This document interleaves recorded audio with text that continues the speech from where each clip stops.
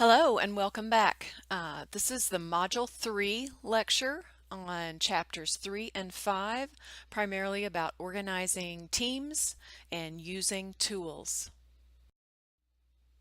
The objectives for this session are to introduce you to the concepts as follows: social and digital team fundamentals and command centers, social media monitoring and management tools, sentiment analysis, and listening and engagement concepts.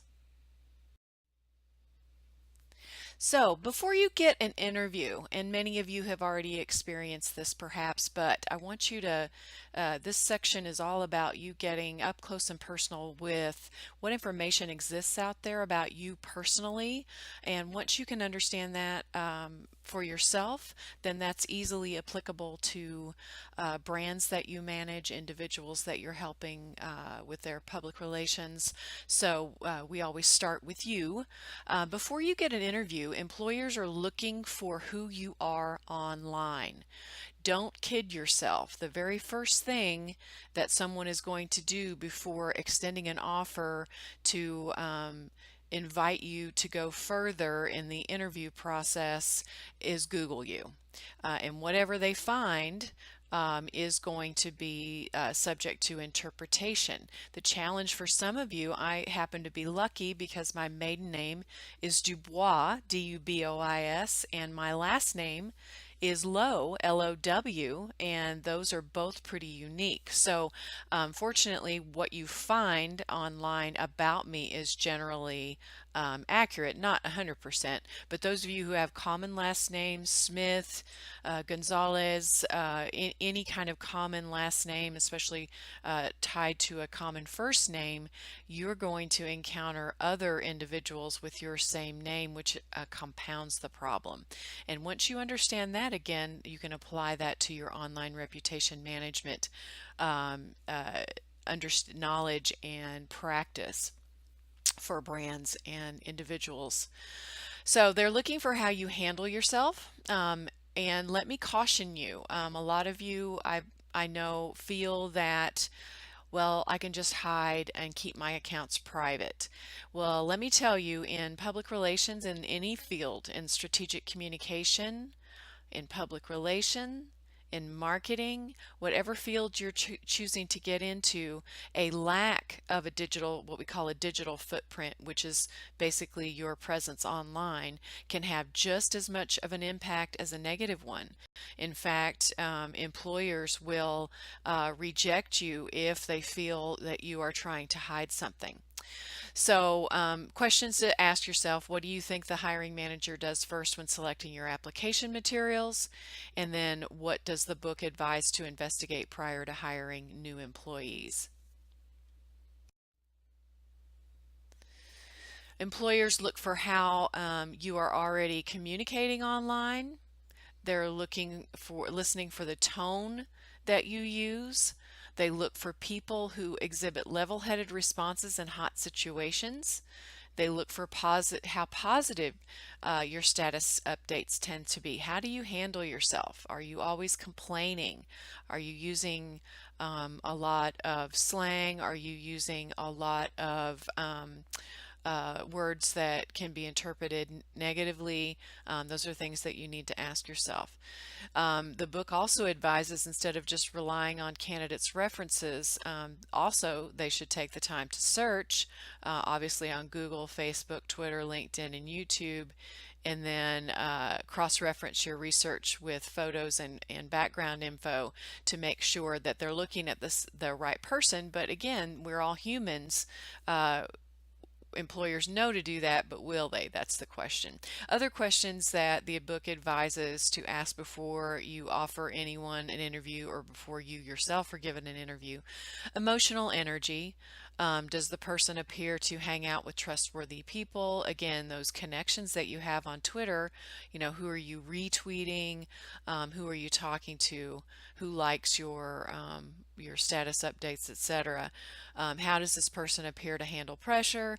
And then how current? Once again, your digital footprint needs to be spiffy, and just like you would want your physical appearance to be, you need to make sure that your virtual appearance matches it. Let's move on to social media teams. And again, a lot of you at this point in your academic career have already had internships or already had experience with this. But if you haven't, and even if you have, these are some good rules of thumb. Things that social media teams do, they monitor what people are saying about individuals and the brand. They offer customer service. They educate people about the brand. They create excitement for the brand, and they keep up with industry trends. What is going on in the industry? And you guys are choosing your course clients for the final project. And you're not only going to have to be experts on your client, you're going to have to be experts in the pet care industry, for example. One of you chose the fitness industry, so those things you have to keep up with. What's happening in your industry? Checking out what the competition is doing. This is one of the biggest areas that you're going to experience in terms of social media teams. What they're offering. Are they offering discounts or other things that might be appropriate for you, your company? And listening for new product and service ideas. And a lot of times those come from your customers and fans themselves. Social media policies. These are important because you'll probably be expected to agree to a personal use of digital and social media policy, and it may not be obvious. I want to caution you on signing anything, doing anything before you understand and read the fine print. I know we're all used to agreeing to, the lengthy terms of service for Facebook or Instagram or any social media platform that are almost impossible to comprehend, but I want you to understand what you're signing in terms of your personal social media use, because some companies are very sophisticated and they're not always obvious about it. I gave you two examples in your downloadable handout. There was recently, well, a couple years ago, a Lubbock teacher who was fired, terminated for her personal views and the fact that she posted it on Facebook. She immediately took it down. However, it was too late. Now, they did not have a social media policy, yet she was still fired, basically for violating her teaching contract. An oldie but a goodie is the American Red Cross getting slizzard. I encourage you to look that one up. Frankly, if you Google people getting fired for their personal use of social media, you'll find much more recent examples. I'd encourage you to do so, but we've come so used to looking at those. I wanted to pull out a few that were older and you may not have been aware of. Privacy. Privacy is a big deal. In fact, I included a term that you may have not seen in the syllabus called PII. That's P as in Peter, I.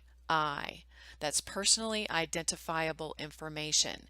And that is a no-no when it comes to organizations who are harvesting our data to accumulate and share and put your PII at risk. There are laws that definitely cover those instances. And though I would encourage you to look up PII in the course glossary, your R number, your Social Security number, for example.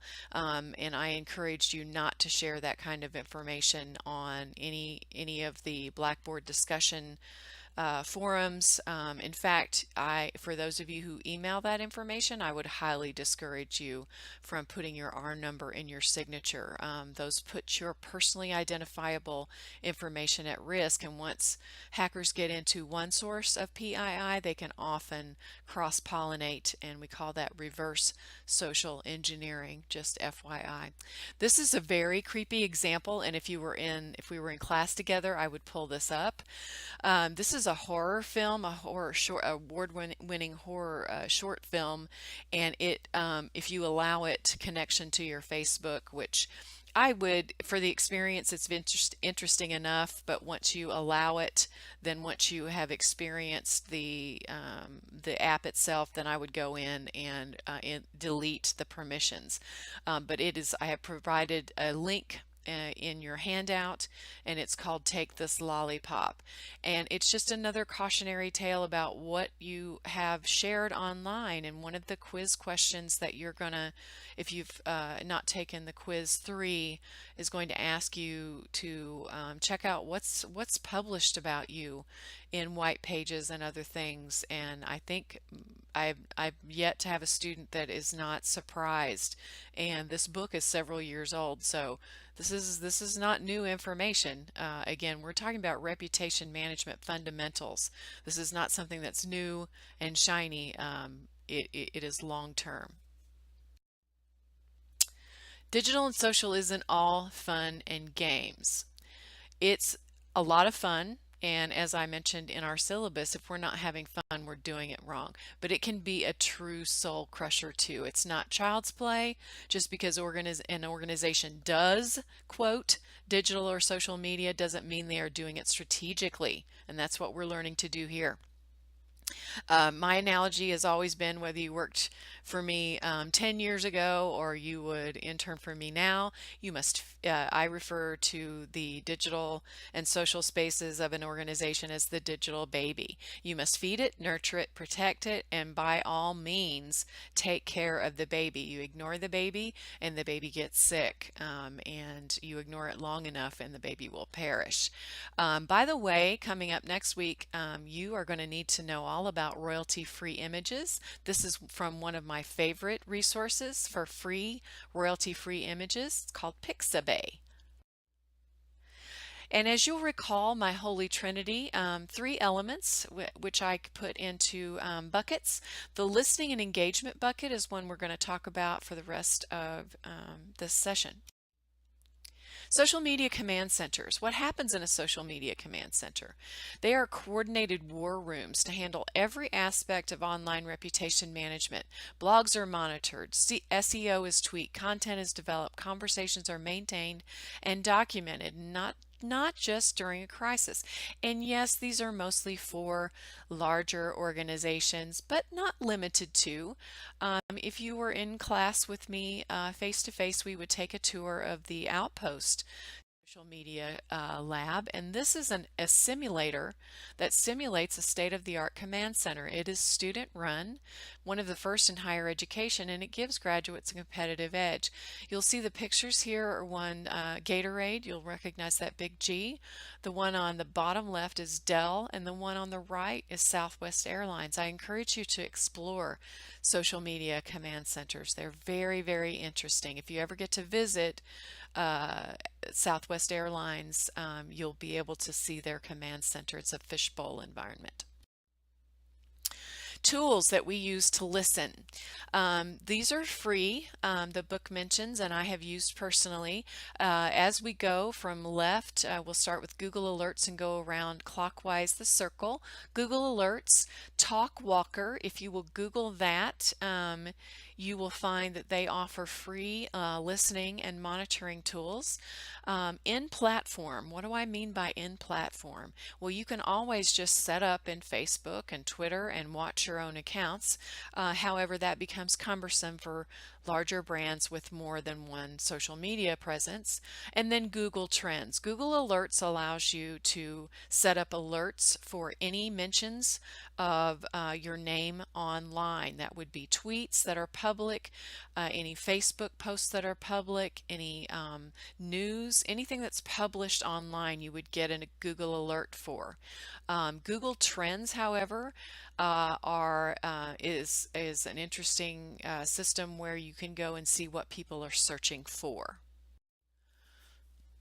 These social media management tools, SMM for short, are more expensive. Hootsuite, Sprout, Radian6, and Sprinkler are all examples, and 2 of those are mentioned in your textbook. Sprout and Sprinkler are more recent. These tools are always consolidating, always changing. Hootsuite and Radian6 have been around the longest, and I do have direct experience with all of these tools. They range from very basic accounts to accounts that cost upward of $20,000 to $30,000 annually. That gets us to sentiment analysis. So the book gives you a definition of sentiment analysis. Tools that determine whether online comments about their brand are expressing negative or positive emotions. So whether or not a commenter is expressing negative emotions or positive emotions. And then my definition is the process of determining whether a piece of writing is positive, negative, or neutral. Let me explain how sentiment analysis works. So let's say I tweet something, and sentiment analysis tools will use natural language processing to determine, and a machine and an algorithm determines, okay, are they using positive language? Are they using negative language? Or neither one? Now, the first challenge that we have with that is if you use sarcasm. A machine does not understand sarcasm. If you use, let's say, a curse word, they don't understand that damn, you look hot today is positive. They would put that in the negative sentiment category. So the first problem is obvious. The second thing, the second key here, the difference between the book and my professional definition is the natural language processing works by putting they analyze the piece of content and either put it in the negative comment section or the positive, the red or the green. If they don't fall into either one of those, then it kicks it to neutral. And most tools are going to give you positive, negative, and neutral, just like the graphic I have here. There are problems, as I mentioned, with sentiment analysis, limitations, difficulty translating irony, sarcasm, or regional differences in speech and profanity. You can read more about that on page 12. Cultural factors in the meaning of language. For example, bay is the Danish word for poop. Did you know that? There are multiple meanings for acronyms, especially BP. Does that mean British Petroleum? Does that mean blood pressure, etc.? And then other acronym issues are it would suck to be monitoring Sioux City, Iowa Airport, which their abbreviation is SUX. So imagine being the social media person for the airport. And then we've got WTF, that's also included in your download. It's an interesting naming convention that the Wisconsin Tourism Federation unfortunately chose, which they ultimately rejected based on sentiment analysis.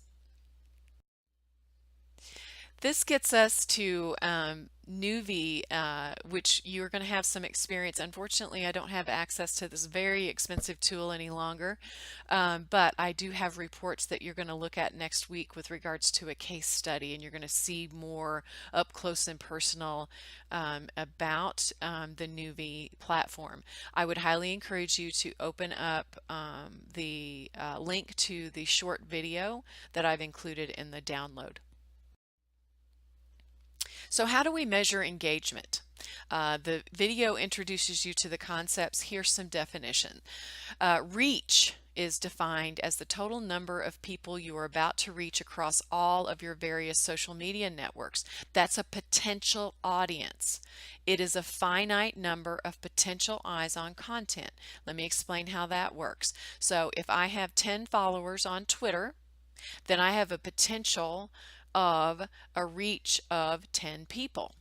Now, let me ask you this. So if I tweet something and I have 10 followers, are they necessarily going to see that tweet? The answer is obviously no. They might not be online. They might have abandoned their account. So who knows? But it's an actual 1 plus 1 plus 1, etc. gets you to 10. So that's your reach. Then your spread is where the viralness comes in. And this is definitely likened to how disease, unfortunately, is spread, how a virus is spread. Spread is the total number of additional people exposed to a particular message via social sharing. It's an estimated number. It's not a finite number like reach is. It's an estimated number of potential eyes on content. So let me explain how that works. So of my 10 followers, if someone actually sees my tweet and retweets it to their 10 followers, and their 10 followers don't follow me, then they have spread my content to an estimated 10 people, 10 additional people that don't follow me. So it's kind of how things spread virally. I don't have to be connected directly to the people that are sharing my message, and that's what we want as brands, consequently. But this is how we define these two things. And I also want you to remember that there are two types of engagement. They're related but distinct, and you will be tested about this information. There is audience engagement. So the goal of putting content and talking in the social spaces is obviously to get people to respond to us. We want them to engage with us, and most brands do that very well. So if I tweet something, I'm going to measure how many times it was retweeted, how many times it was liked, how many times it was maybe if I included a link, a hyperlink, how many times it was clicked. So we are very good at measuring audience engagement. But the reverse of that is when our audience speaks to us, when they talk back to us in the social spaces, are we responding? And that's something I would like for you to think about as you move through your day this week. Take a few minutes and tweet at a favorite brand, or mention them in Instagram. See if they talk back to you. See if they favor it or respond or thank you. That's a commonly missed opportunity, and you're going to be looking for that in your audit this week. So two distinct kinds of engagement. Again, this is my definition, so this is going to be something you'll need to remember from me. Driving engagement. Your final term is amplification happens when your content is shared either through organic or paid engagement within social marketing channels, thereby increasing your word of mouth exposure. So when we talk about digital engagement, it's not word of mouth, it's word of mouse exposure. And one of my favorite content experts is Jay Baer. You should follow him on Twitter, by the way. Content is fire and social media is the gasoline. So we put out the content and we try to spark a fire, and then we hope for that that our reach will generate that spread, and that we'll get amplification and get all of this engagement. That's the ultimate goal of positive ORM. So let me ask you a couple questions before I leave you today. Listening engagement, I want you to think about this as we move into next week and we talk about building our target audiences for your final project, and we begin to define brand tone and tone of voice. I want you to think about what listening and engagement has to do with defining target audiences, and what brand tone and tone of voice might have to do with those aspects. I want you to ask yourself that question, and I'm going to give you more information about that next week. So thank you for spending the last 20 some minutes with me. I look forward to talking with you soon. Bye for now.